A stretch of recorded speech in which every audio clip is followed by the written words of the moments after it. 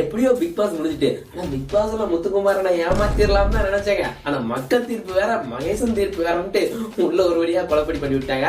முத்துக்குமாரன் தான் கப்ப கொடுத்தாங்க. ரெண்டாவது யாருன்னு பார்த்தா சௌந்தர்யா.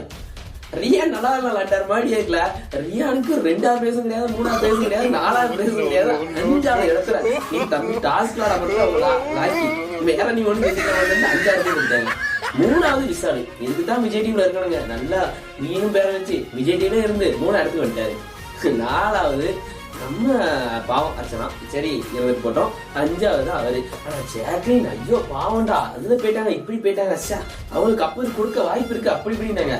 ஆனா போக உள்ள இருந்து விளாண்டதுக்கு 30 லட்சமும், அந்த இடையில ஒரு பெட்டியை தூக்கிட்டு போனதுக்கு ஒரு 8 லட்சமும் சேர்த்து லம்பா 38 லட்சம் வாங்கிட்டு போயிட்டாங்க. ஆனா செவிச்ச முத்துக்குமரனுக்கு 40,50,000 தான்.